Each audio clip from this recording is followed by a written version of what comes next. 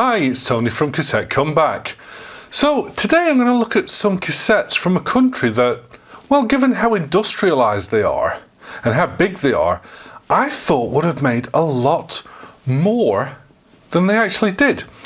And the country that I'm talking about is India, and I'm going to look at today at some Meltrack cassettes. Now, straight away, I don't like that name. I don't like the idea of the name Melt in anything which has to do with electronic equipment or cassettes, to be honest, but here we are. These are probably the most pronounced Indian cassettes because I've done a fair bit of Googling and there's very little about these cassettes and there's very little about the alternatives, but I'm sure if I have any Indian subscribers, you guys will comment in on what the scene was like in India when cassettes were at the fore. But yeah, there's very little about these Meltrack cassettes, and indeed I don't have any of these for sale. These ones I'm going to show you today are ones that I bought because, well, when I saw them turn up, Meltrack, what the hell are these? I had to get them so I can review them for you guys. So here we are. It looks like a pretty standard 90s sort of cassette, not high class in any way, shape or form, but it says Meltrack Gamma DRG 90. What does it say on the back? Let's have a look. Very flat frequency response. Proprietary formulation using high coercivity gamma pigment. Now, when I think gamma, I think of Sony HF because, you know, around maybe the same sort of time that these came out, we had the Sony HF, which was saying, you know, crystal gamma, and the HFES, which were all going on about gamma. So, I don't know, are they trying to replicate Sony here, or is it loaded with Sony tape, or I don't know, because like I say, there isn't a lot of information on these cassettes. The only stuff I'm finding is the usual stuff on 45 Spaces, which has pictures of loads of cassettes and really very little insight into any of them unless they're common or garden, and then some people on Indian forums just saying that they remember using them. Let's have a look. Excellent durability for repeated playbacks, improved high frequency performance, long wavelength output. Everything needs long wavelength output. Precision components which ensure low azimuth and trouble-free performance.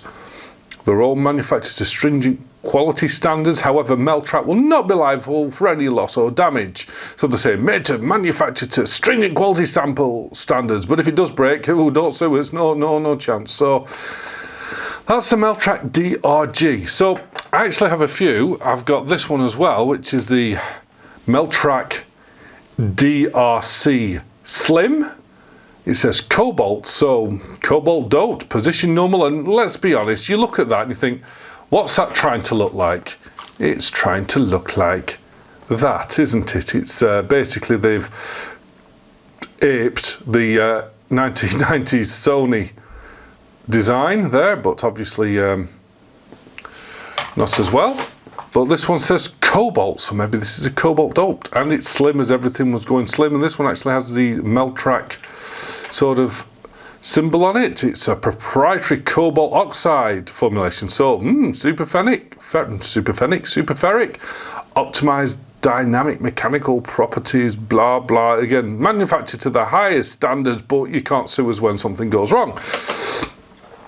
So a little bit digging did actually find that Meltrack was the brand of a bigger conglomerate, and this conglomerate seems to do everything. They're called Murugappa, and Meltrack seemed to be their electronics division, and it also seemed to be that the cassettes pre-recorded were also released via Meltrack. So, you know, if you think about it, big conglomerate, makes their own cassettes, duplicates them, you know, this could be India's version of Sony.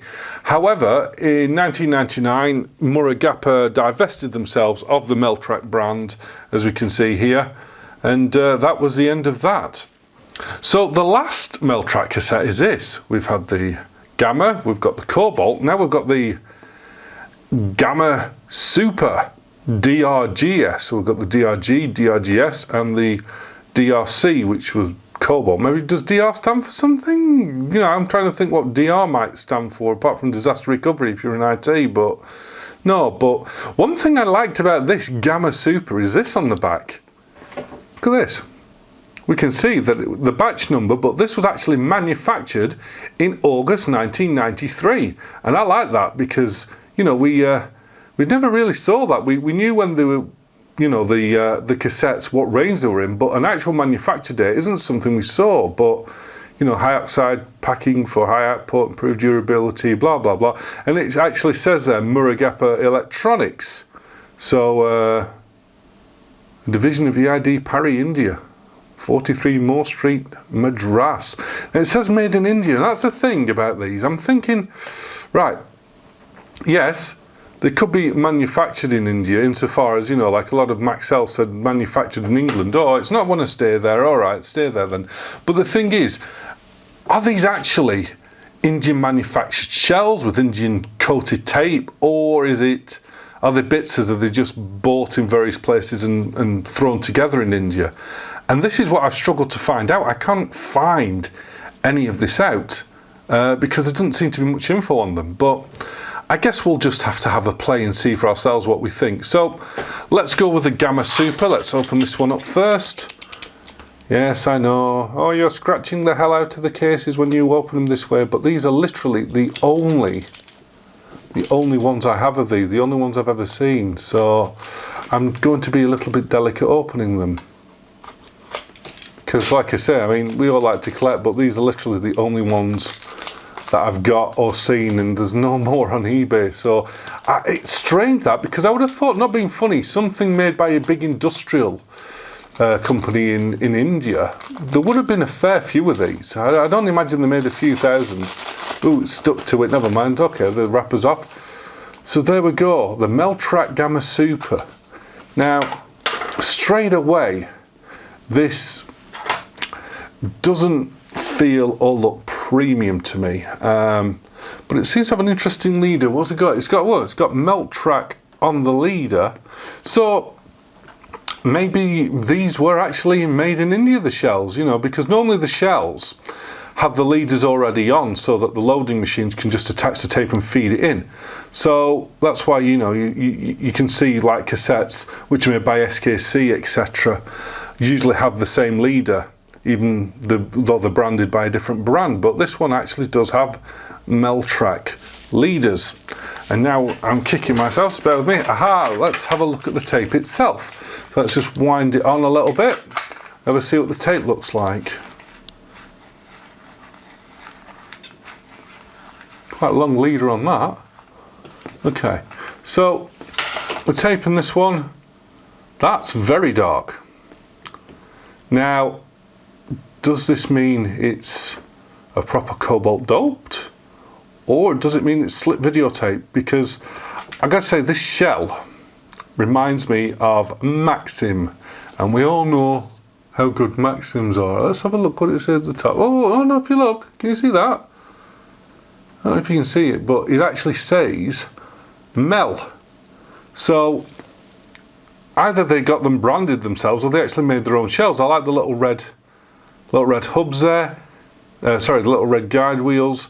The hubs themselves, they're looking very Sony them. They're looking very 1986 HF and HDF and FX, them style of hubs. I mean, we know this was made in 93, so I don't know, maybe they bought the mouldings and they made it themselves. Like I say, I wish I knew, because there's very little info on these out there. But yeah, that's the Meltrack. So let's have a look at the actual, it's a slim shell. Oosh. J card is, well, there's the stickers, if we have them the right way around. And the J card is, anything interesting on this? Tips for handling and storage. Keep it inside the case, yeah. Okay, oh, there we go. Cassettes, for the best results, cassettes forward and rewind. Cassette fully prior to recording. That, I'm sorry, was I reading that wrong? Cassette, yeah, it's just bad English. Cassettes forward and rewind, cassette fully prior to recording. Okay. So yeah, and they're saying use a head cleaning kit, and yeah, clean the recorder head, pinch roller and capstan at regular intervals with alcohol. Some people are going, no, you don't do the pinch rollers with alcohol. I mean, I never do, to be fair, but yeah. All right, so That's the made with Japanese technology. So yeah, I mean, okay, the tape's pretty black. The mel on the shell, the hubs, yeah, maybe they are just reusing old Sony molds. It could be the case, I reckon, on this. But like I said, I would have reckoned they made a load of these, but we shall see. Right, so the DRC, this is the Cobalt dope one. Well, apparently it's Cobalt, so let's have a see how this one looks. And this is also in the slim.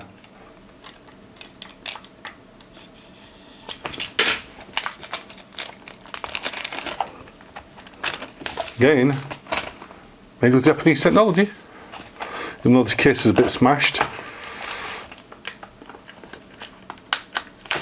Oh, I can't be bothered anymore. Come on, just get out. Right, so this one, Meltrack Cobalt. Again, is this? Yeah, this is the. Interesting.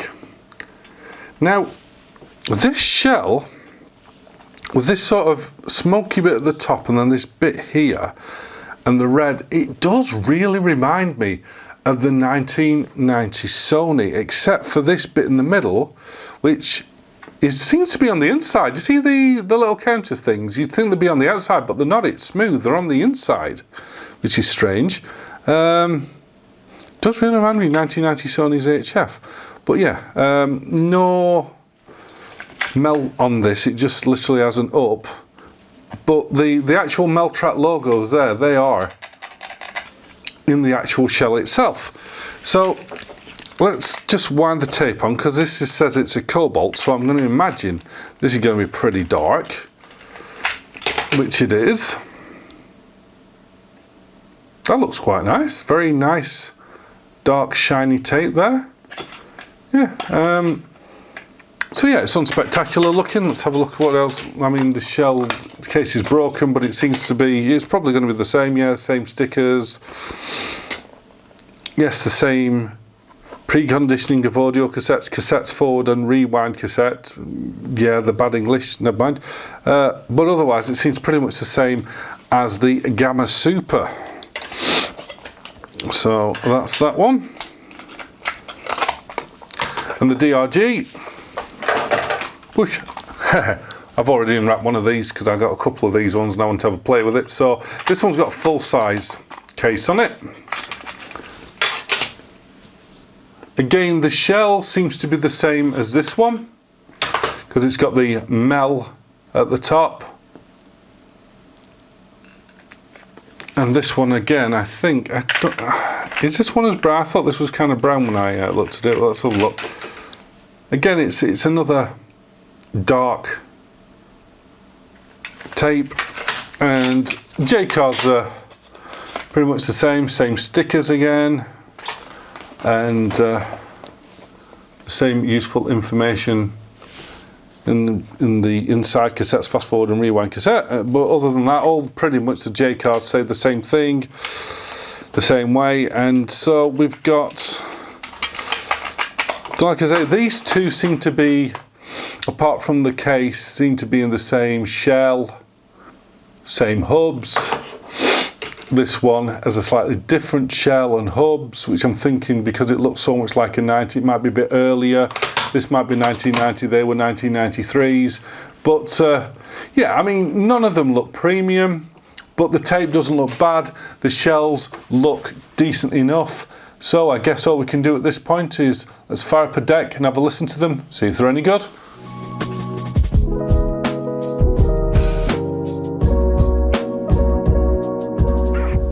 So what I'm going to do is I'm going to start with the DRG, which I believe is probably the lowest of the range.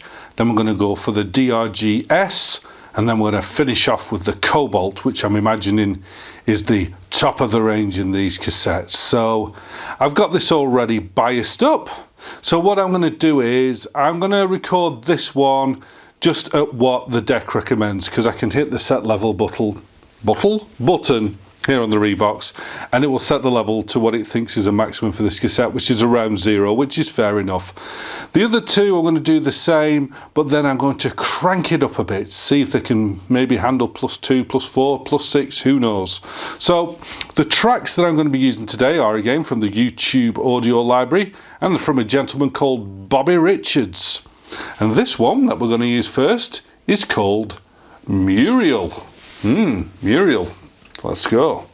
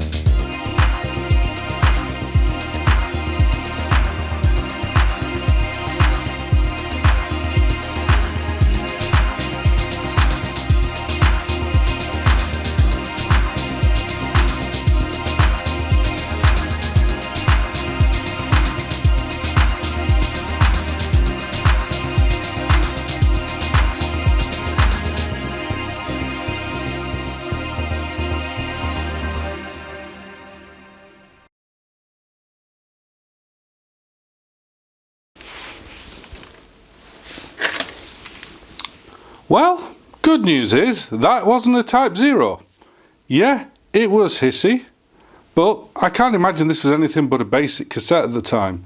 But it seems to perform well enough to me, so not a Type 0, that's good. The other thing is maybe it's the light or something, but if we look at it in this light, if I can show you, this isn't as black as it looked like in the other light. I don't know if it's camcorder, but this is actually a chocolatey brown colour, but I'm having trouble showing you that under the light conditions. But it's more a chocolatey brown than a black. This looks like a traditional ferric. But yeah, I mean, that was good. If, you know, I got myself a TDK FE or a Sony ES or something, not ES, EF, that performed like this, I'd say, yeah, fair enough. So, yeah, not bad. So let's go up now to the Gamma Super. This one, again, I'll let the deck calibrate it, and then I'll let it record around the same volume, which was about +2 peaks, actually, to be fair, on that last cassette. This one, again, this is more brown than black, but again, it's the light and the camera combination. It looks very black, but this is a brown tape. So let's get it calibrated up.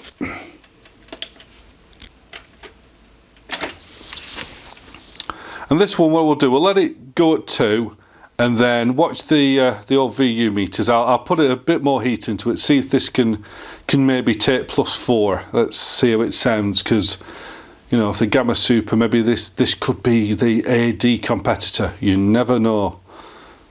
I mean, think about it, this is a DRGS from a distance. It almost looks like drugs. But yeah, just without the U, but for a second it just looked like drugs. So this is another track from Bobby Richards. He must have called these after ladies, because this one is called June.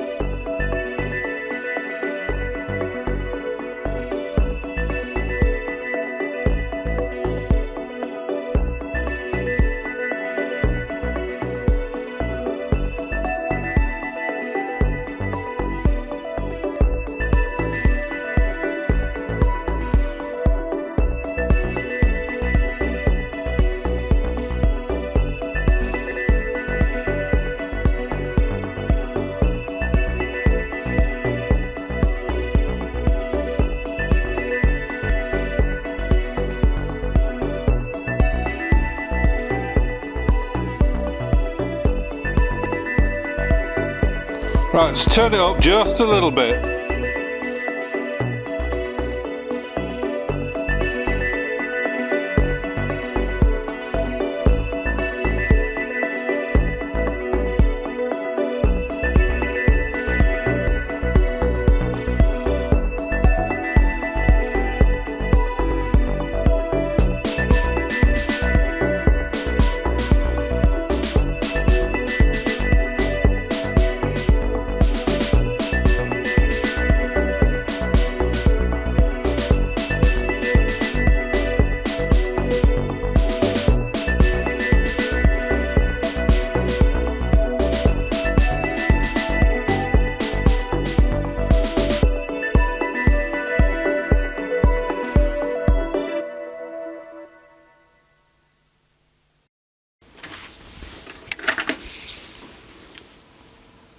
Again, that was a very respectable performance. If I'd bought a cassette of a well-known brand, you know, Type 1, that wasn't, as I thought was going to be super ferric, and that's how it recorded and played, I'd be happy enough. I mean, it was peaking a little bit above +4 there, maybe +5, which is very respectable for, you know, a ferric. It's very respectable. Yeah, the hiss is there again.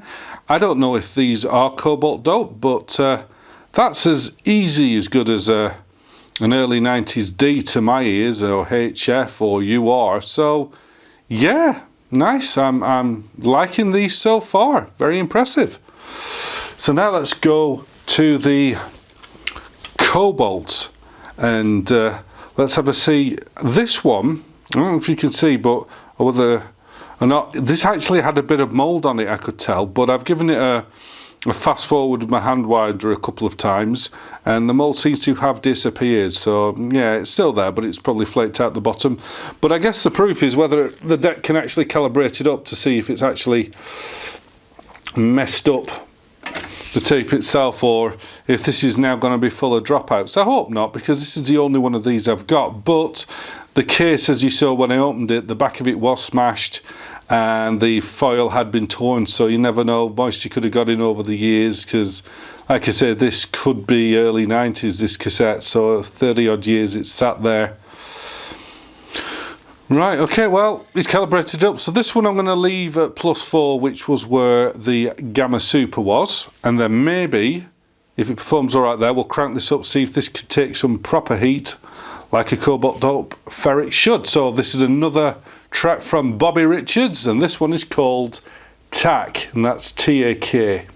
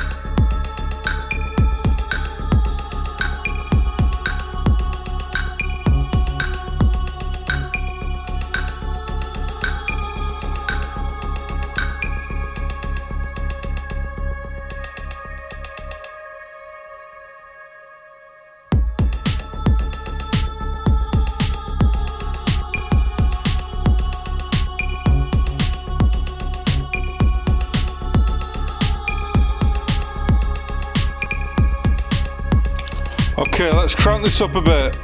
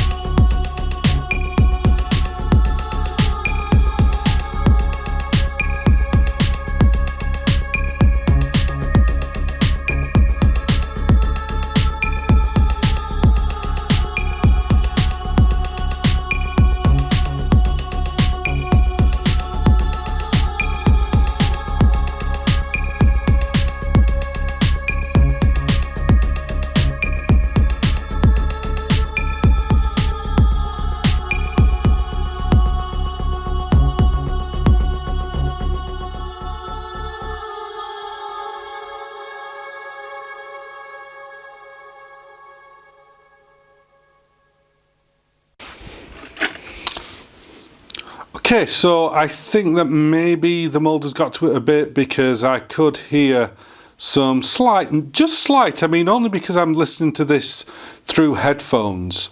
If I was listening to it through speakers and, you know, I wasn't sat right next to them, I probably wouldn't have been able to tell, but there seemed to be some slight dropouts on that one. But that doesn't take away from the fact this was peaking at +6, and it did a very good job, and this is the nicest shell of the lot. Like I say, it reminds me of a Sony.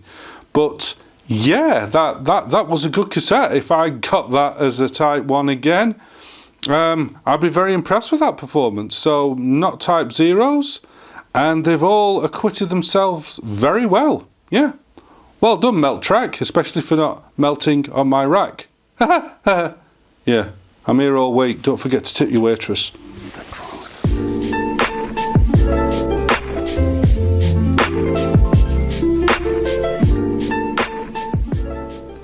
Well, colour me more surprised that we didn't actually see more Indian cassettes in the day. Like I say, India's a big, industrialised nation, good at manufacturing. Now, were these Indian though? I'd love someone to give me some more insight into this, because, like I say, Murugappa seems like a big group. They had an electronics division. These, they really smack of Sony. They really do. The hubs, the shells, the performance, you know, the red, you know, it's like you see this looks like a 1990s HF with the red rollers, the same sort of hubs. You know, remember it came in a wrapper that looked like the Sony UX of that time. You know, on the where is it? Made with Japanese technology. Could it be that these are basically remade old versions of the Sonys? Did Murugappa make the tape themselves, or did the tape come from somewhere else? Because I cannot but think, if a company invested all this money in making cassettes like this, why they didn't export them? Why didn't we see these anywhere else? And why are they so rare right now? I can't imagine, since they were making these for years, that, you know, just you know, a couple of 100,000 of these were made a year or something. They'll be making them in the millions. So why is there next to no info on them, and why they're next to none to be bought? Because, like I say, these are the only ones I've ever seen, and I bought them because it's like, whoa, what are these? I bought them before I knew really what they were. It's just, they were called Meltrack, and I thought, oh, it's more Type 0s. This should be a laugh. But they're not Type 0s. Like I say, this one has succumbed to a bit of mould, so there was minor dropouts, but it was peaking at +6, and it sounded well enough. Them tracks had lots of bass and lots of treble. That's why I chose them. And this is a solid screwed shell, you know, even with the little imprints in there. It's on both sides, you know. But this is a good tape. This sounded really well. This could have sold among the usual big makes. Likewise, the Gamma Super, again, a very decent cassette. If this had sold marginally below a TDK or a Maxell, you know, if we were looking maybe getting a 10-pack of these for like $7.99 as opposed to like $9.99 for the Maxell UR, etc., back in the early 90s, this would have sold and I would have been happy with it. And again, even as an entry-level Type 1, this acquitted itself. This was as good as a TDK FE, I thought. Like I say, all in screwed shells, all work well. So where are the rest of them? Who knows? But all I can say is, if you happen to come across some Meltracks, they're worth buying. They're quirky, they're different, they're not premium, but they're nice to have in the collection, but they do perform well as a cassette. So like I say, I'm waiting in the comments. Anyone from India that remembers these, that knows anything more about them, do post, because I'm genuinely interested to see whether these are just cobbled together bits of ex-Sony in India, or whether they were actually coating the tape themselves, making everything from old Sony molds, etc. I'd really be genuinely interested to know. So, thanks for watching, please like and subscribe, and I'll see you in the next video. Till next time, happy taping, bye bye.